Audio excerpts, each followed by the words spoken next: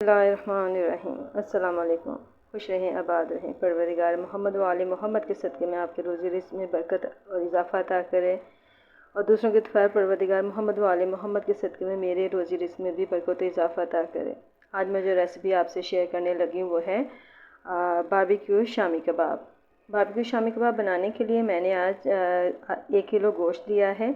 ये बीफ का गोश्त है। ये मैंने 1 किलो लिया है। गोश्त साफ़ होना चाहिए, थोड़ी सी हल्की सी बस चर्बी होनी चाहिए, जैसे कि ये आपके सामने दिखा रही हूँ मैं। साथ में मैंने 1 पाव चना दाल ली है। चना दाल के साथ ही जो मैंने स्पाइसेस लिए हैं वो हैं मिक्स गरम मसाला, हल्दी पाउडर, नमक हस्बे टेस्ट। आप अपने जायके के मुताबिक ले लें, लेकिन मैंने यहाँ पे 1 टेबल स्पून लिया है। साबुत गोल मिर्चें हैं। इसमें मैं कबाबों में साबुत गोल मिर्चें ही लेती हूँ। तो ये तकरीबन मेरे पास 2 टेबल स्पून के बराबर है। एक तेज़पात पत्ता ले लिया है मैंने, 1 प्याज काट के रखा है और 1 जवा लहसुन का है। तो ये तमाम चीज़ें जो है मैं गोश्त में डालकर बॉयल करने के लिए रख दूँगी। मैं तमाम मसाला जात शामिल कर दी हैं। अब इसमें मैं पानी डाल दूँगी और इसमें पानी इतना डालूँगी कि गोश्त अच्छे तरीके से गल जाए। और जब गोश्त अच्छे तरीके से गल जाएगा तो फिर मैं आपको बताऊँगी कि आगे क्या करना है।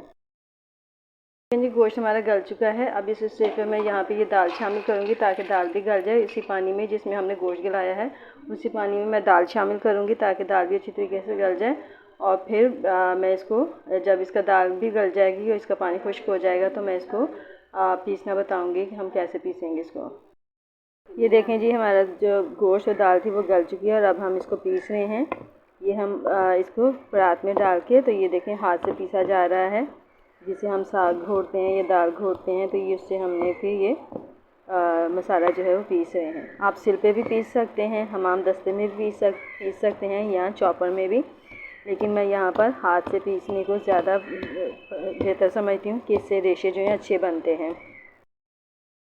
ये देखिए जी, हमारा मसाला तैयार हो गया कबाबों का। हमने इसको पीस भी लिया है और बहुत अच्छा बेहतरीन रेशेदार बना है।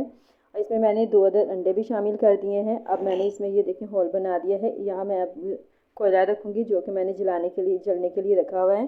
तब उसको रखूँगी और फिर इसको स्मोक दूँगी। जी, मैंने कोयला रखा है। मैंने होल बना के रखा हुआ था तो नीचे ज़मीन पे ही रखा है इस डिश के। अब मैं इसमें ऑयल डालूँगी और ये देखिए कितना धुआं उठ गया है। अब इसको ढक के रख देंगे। ये देखें, अब इसको हम 10 से 15 मिनट के लिए ढक कर रखेंगे और इसके बाद इसको हम उठा लेंगे। यकीनन आपको मेरी ये रेसिपी पसंद आई होगी। मेरी ये रेसिपी पसंद आई तो लाइक करें, शेयर करें, मेरे चैनल को सब्सक्राइब करें। अब आइंदा आने वाली वीडियो तक के लिए मुझे इजाज़त दीजिए। खुदा हाफिज़।